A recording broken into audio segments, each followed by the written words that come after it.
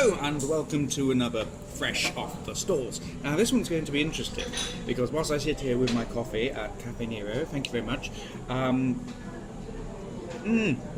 mediocre. So this is going to be an interesting one because I'm going to have to say I think this is the first Fresh Off the Stalls where I've not come out absolutely loving the production.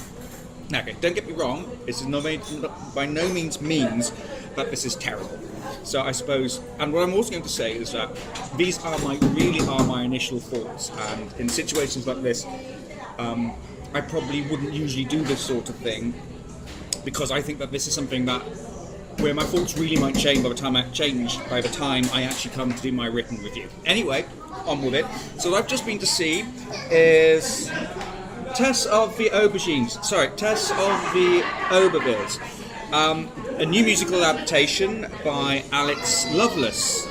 Some poetic justice in the composer and bookist writer's name. So, what I'm going to say first, I'll start with the good things, and they're not even good things; they're really great things actually. Lovelace's music is fantastic, and you just have to read his biography in the program to see that he's won various prizes, and absolutely should. The music is really rich with some really strong choral writing, especially with how he treats melodies and harmonies and the actual sort of. Why can't I think of the word at the moment? I used to be in a choir. Harmonies. The harmonies. Yes, that's the word. Really rich harmonies. What I love most about this is that Lovelace has actually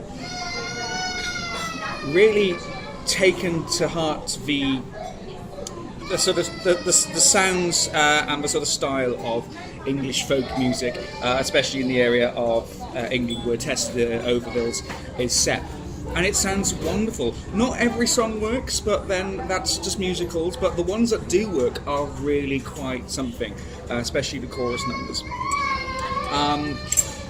The cast as well are really good.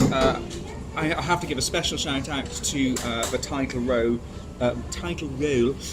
Tess, played by Jessica Daly. I think she's really beautifully tragic. You really feel her pain and the tragedy of Hardy's character. She's also got a stunning voice as well, which and it's at points it just seems like Alex Lovelace has almost even written this for her because she just seems to take to his songs so naturally.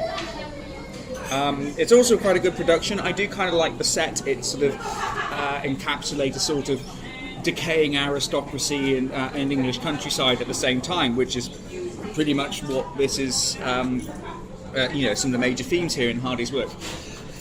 Another really good thing is that it does very closely, from what I remember, follow Hardy's book.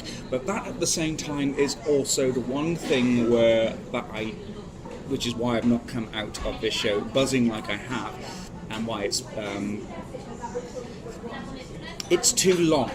That's my initial thoughts right now.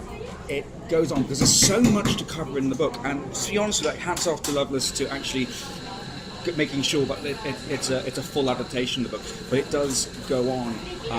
We're talking a little bit over 2.5 hours, including interval, which is long for a musical. Well, in my opinion, in the first place. But because it's also that long, we do get moments that feel just a little bit rushed. That they're trying to get everything in the novel, and it kind of skips through it a bit too quickly, and it just drags, and you feel like. You actually feel its length, and you sort of start to disengage ever so slightly because it's just like, what's going to happen next? Especially if you don't know the book, it's just one sort of melodramatic twist after another, as always is with Hardy. So that is the major flaw. Is just its length, and it's a flaw that has come out of a sort of very worthy attempt at doing something, and I hate to sort of criticise it for that, but as I said, it does make it feel like it drags. Otherwise, as I said, some brilliant musical writing, a really good cast behind it as well. If you're a Hardy fan, you probably would like to go and see this, because it's really interesting how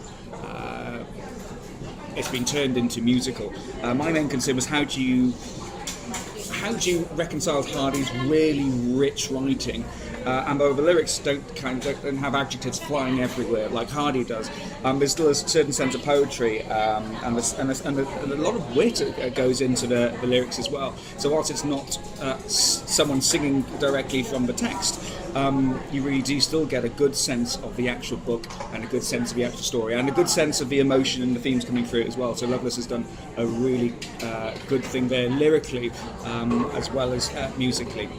I'd say it's definitely worth a look. I'd say also do wait until I actually write my full review, because I think by that point I'll have really thought about these things, really weighed them up. Are they going to be as negative as I feel they are now, or maybe I'm actually just, I maybe just might be a bit fatigued by the entire show. But yes, brilliant music, a really worthy adaptation, but too long. It needs to be shorter. I do think there are certain numbers that can be cut.